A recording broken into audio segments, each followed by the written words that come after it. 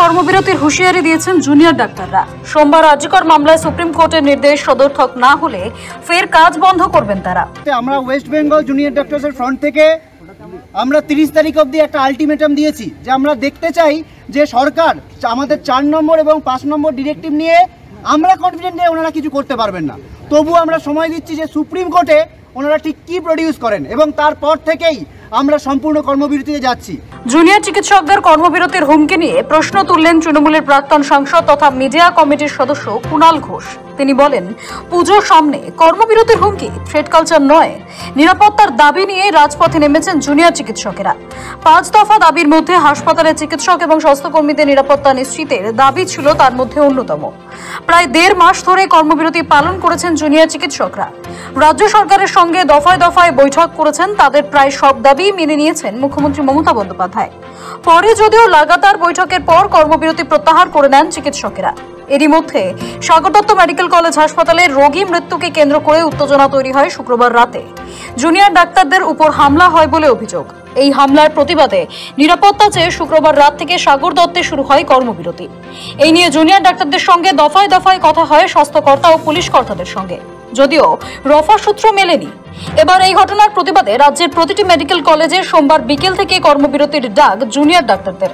শনিবার রাতের জিবি বৈঠক শেষে পশ্চিমবঙ্গ জুনিয়র ডক্টরস ফ্রন্টের প্রতিনিধিরা জানান, সোমবার সুপ্রিম রায় তাদের মনোপুত না হলে ওই দিন বিকেল থেকে সমস্ত সরকারি মেডিকেল কলেজে পূর্ণ কর্মবিরতি শুরু করবেন তারা।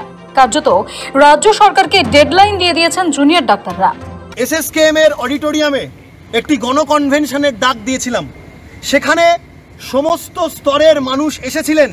তারা আমাদের আন্দোলনের সাথে কিভাবে সম্পৃক্ত আছেন, কিভাবে অভয়ার ন্যায় বিচারের জন্য আমরা আরও আন্দোলনকে এগিয়ে নিয়ে যাব, কিভাবে এই যে দিকে দিকে চলে যাওয়া থ্রেট কালচার সেগুলোকে আমরা কিভাবে সরকারের কাছে পৌঁছে দেব, কিভাবে যে সেফটি সিকিউরিটির দাবি আমরা তুলেছি সেগুলো কতদূর ইমপ্লিমেন্টেড হলো, এইগুলো নিয়ে আমরা কথা বলবো বলে গণকনভেনশন ডেকেছিলাম।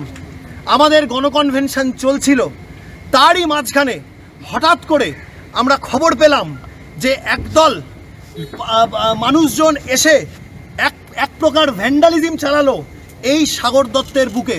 আমরা বারবার করে বলেছিলাম যে নিরাপত্তার জায়গাটা থাকুক, কিন্তু সেটা কিন্তু করা গেল না। এক প্রকার আমরা দেখতে পেলাম যে পুলিশ এবং কিছু সিভিক ভলেন্টিয়ার, যার বিরুদ্ধেও আমরা প্রতিবাদ তুলেছিলাম, তারা কিন্তু নীরব দর্শকের ভূমিকা পালন করলো এবং যার ফলে সেই ক্রাউড থেকে এরকম একটি কণ্ঠস্বর শুনতে পেলাম আমরা যে এরপর কিন্তু আমরা আরজিকর করে দেব।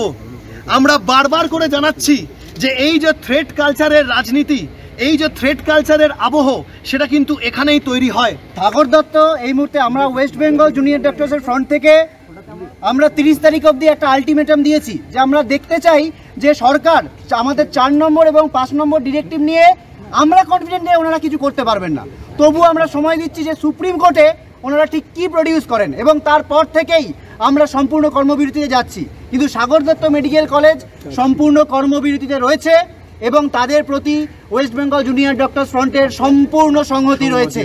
এবং এটাও বলে নেওয়া প্রয়োজন, আমরা আশা রাখব যে এতদিন হয়ে যাওয়ার পর এই যে পরবর্তী হিয়ারিং, সিবিআই এর চার্জশিট কতদিনের মধ্যে তারা পেশ করছে, এটার দিকেও কিন্তু আমাদের নজর থাকবে।